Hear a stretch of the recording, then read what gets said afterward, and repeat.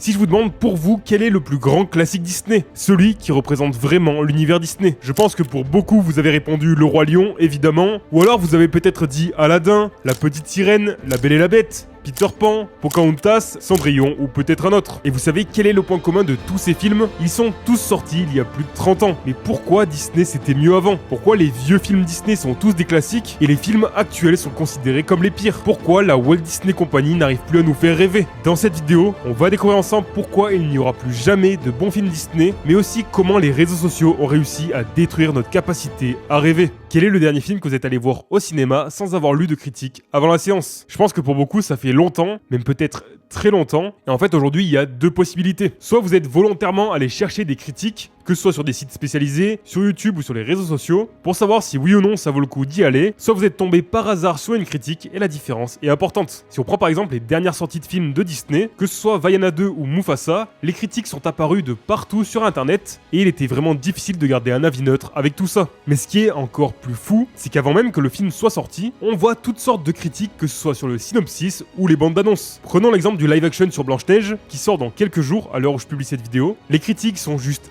assassines alors que le film n'est même pas sorti. Et à partir de là, on commence à voir le problème qui pointe le bout de son nez. Avec l'avènement des réseaux sociaux, tout le monde peut devenir un critique. Vraiment tout le monde. Et si jusque là on se dit que c'est plutôt une bonne chose, ça l'est moins quand on se rend compte que la grande majorité des critiques sont en fait négatives. En effet, la plupart des utilisateurs partagent instantanément leur avis en écrivant le pire film de l'année, de la décennie, voire même du siècle, comme si le pire film de tous les temps sortait en fait toutes les semaines. On peut alors se demander, est-ce que tous les films qui sortent aujourd'hui, au-delà même des films Disney, sont mauvais? Et c'est là qu'on tombe dans la psychologie humaine avec les biais cognitifs, et plus précisément avec le biais de négativité. Et oui, malgré ce qu'on peut voir, tout le monde ne déteste pas les derniers films Disney. En fait, les recherches montrent que le cerveau humain accorde naturellement plus d'importance aux informations négatives qu'aux informations positives. Et c'est pour ça que les critiques négatives attirent bien plus l'attention que les critiques positives. Les messages négatifs, grâce justement à leur côté provocateur, vont générer rapidement un fort taux d'engagement et les gens vont alors liker, partager, commenter, etc. Ce qui au final va propulser ce genre de contenu. Imaginez une vidéo qui dit « J'ai adoré ce film, il était génial du début à la fin » face à « Je viens de voir le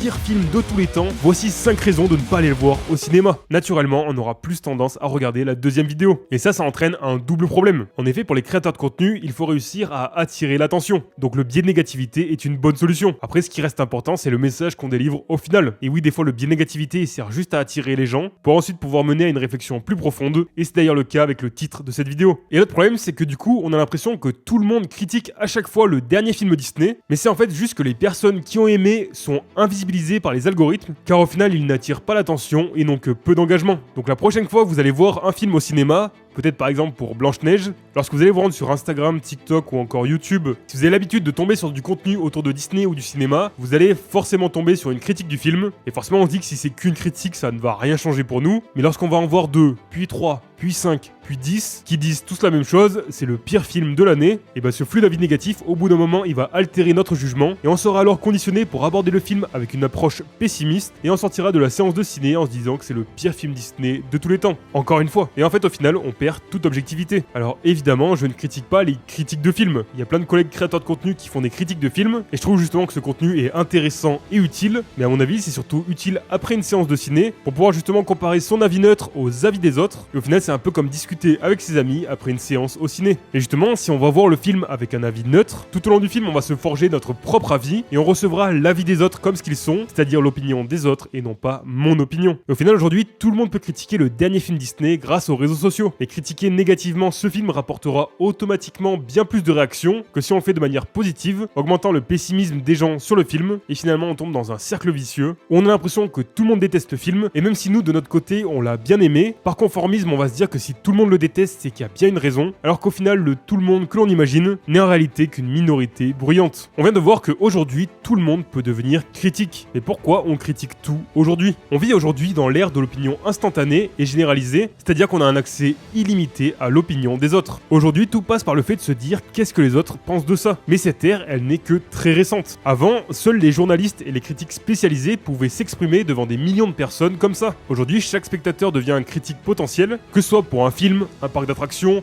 un restaurant ou un produit. Alors d'un côté c'est bien, tout le monde peut donner son avis et ce n'est pas réservé à une élite. Mais le problème c'est que ça entraîne aussi l'illusion de l'expertise. En effet, tout le monde devient critique aujourd'hui, mais c'est pas parce qu'on devient critique qu'on devient nécessairement expert. Quand on critique un film, bien souvent on ne peut pas comprendre toutes les subtilités artistiques, les contraintes de production, etc. C'est un métier à part entière de faire ça. Si on ajoute à ça en plus le besoin d'exister à travers l'opinion, beaucoup penseront que si automatiquement ils critiquent négativement une œuvre, ils seront forcément plus légitimes, car ceux qui ont aimé ce film sont en fait des ignorants. Ils ont envie de montrer que eux ils ont compris, alors que nous non. Devenir critique de tout, c'est aussi tomber dans une fausse réalité disant que c'était mieux avant, que ce soit pour les films Disney, mais aussi pour la musique par exemple. Mais une fois que la phrase c'était mieux avant est prononcée, c'est la nostalgie qui parle, mais le problème c'est que la nostalgie peut manipuler notre perception du passé en idéalisant par exemple ces vieux films Disney qui sont alors perçus comme plus vrais et authentiques qu'ils ne le sont vraiment. La nostalgie crée alors une sorte de norme que le public attend de la part de Disney, que l'entreprise a du mal à atteindre avec les productions actuelles qui n'arrivent pas à reproduire ce sentiment de magie. Le problème dans tout ça, c'est que quand on devient critique, on finit par s'autodétruire. Et le meilleur exemple pour se rendre compte de ce problème est le cas d'Anton Ego dans Ratatouille. Est-ce que vous vous rappelez d'Anton Ego dans Ratatouille? Pour ceux qui ne s'en rappellent pas, Anton Ego c'est le célèbre critique culinaire dans le film qui fait justement des critiques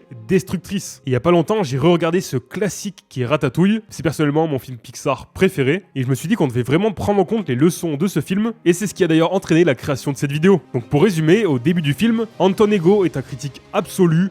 Il est froid, redouté et à la recherche du moindre défaut. Il ne prend plus de plaisir à manger, il cherche simplement à juger. Il considère son avis comme supérieur et aime détruire les réputations des restaurants qu'il critique. Et en plus, son nom, Ego, il reflète parfaitement son attitude parce qu'il est convaincu que son opinion a plus de valeur que celle du grand public. Et pour faire un parallèle avec notre rapport au film Disney aujourd'hui, beaucoup de spectateurs sont devenus comme Anton Ego, toujours à la recherche des erreurs dans un film, toujours à comparer avec le passé, cherchant à analyser au lieu de simplement ressentir le film. Le problème c'est qu'on le voit bien dans le film, Anton Ego est profondément malheureux. Plus rien ne lui donne envie dans la vie, même plus ce qui était à la base sa passion, la cuisine. Et ce côté autodestructeur, il s'applique à nous aussi, car si on se met à critiquer tout et n'importe quoi en tant que pseudo-expert, on n'apprécie juste plus rien à sa juste valeur. Mais dans le film, un élément déterminant va bouleverser la vie d'Ego. Lorsqu'il goûte au plat de Rémi, qui est une simple ratatouille, mais qui le transporte immédiatement dans son enfance, il se rappelle alors du confort et du bonheur que lui a apporté ce plat préparé par sa mère, et à cet instant, il ne pense plus comme un critique, mais comme un enfant émerveillé par un simple plat cuisiné. Et dans ce cas, la nostalgie, elle n'est pas vue comme quelque chose de négatif, mais plutôt comme un moteur pour changer les choses et retrouver son âme d'enfant. C'est un peu comme si en nous rappelant des classiques Disney, nous nous disions qu'au lieu de critiquer les nouveaux films qui sortent, nous allons essayer de les découvrir avec nos yeux d'enfant. Quand nous étions enfants,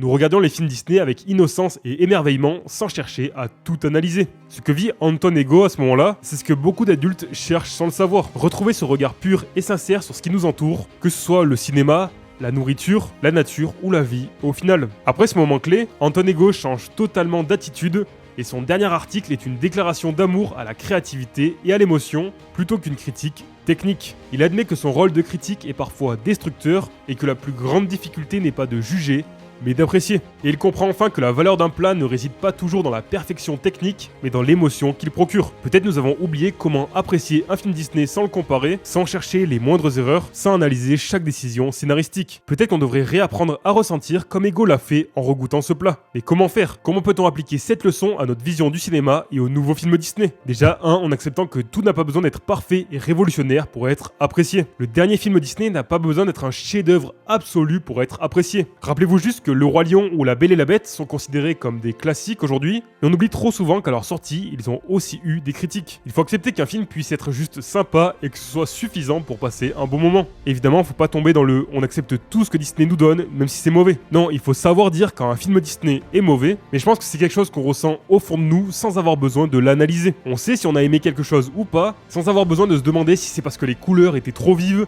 que le montage était trop rapide, ou encore que les effets spéciaux étaient trop réalistes. C'est comme quand on était enfant. Il y a certaines choses et certains films qu'on n'aimait pas sans avoir besoin de l'analyser. La deuxième leçon est de se détacher du regard des autres et des tendances. Il ne faut pas se laisser influencer par les critiques dès la sortie du film ou même avant sa sortie. Gardons les critiques pour après notre séance au cinéma, justement pour pouvoir affiner notre opinion et essayer de comprendre un peu mieux ce qui est reproché. Il est important d'aller voir un film avec un esprit ouvert, sans avoir des attentes démesurées et sans avoir de préjugés. La troisième et dernière leçon est de se recentrer sur l'émotion et non pas sur l'analyse, mais surtout de regarder regarder avec le cœur. Quand on va voir un film au cinéma, le plus important est de laisser place à l'émotion et de se demander qu'est-ce que j'ai ressenti en regardant ce film, plutôt que de se demander est-ce que le scénario était bien structuré. Il faut réapprendre à se laisser porter par une œuvre sans le juger constamment. Pourquoi aimions-nous Disney quand nous étions enfants? Pas parce qu'on analysait le scénario ou les techniques d'animation, mais parce qu'on ressentait quelque chose, parce que ce monde qu'on découvrait nous donnait la possibilité de rêver. Au final, est-ce qu'il n'y aura plus jamais de bons films Disney? Eh ben la réponse est plus simple qu'on le croit, tout dépend de nous.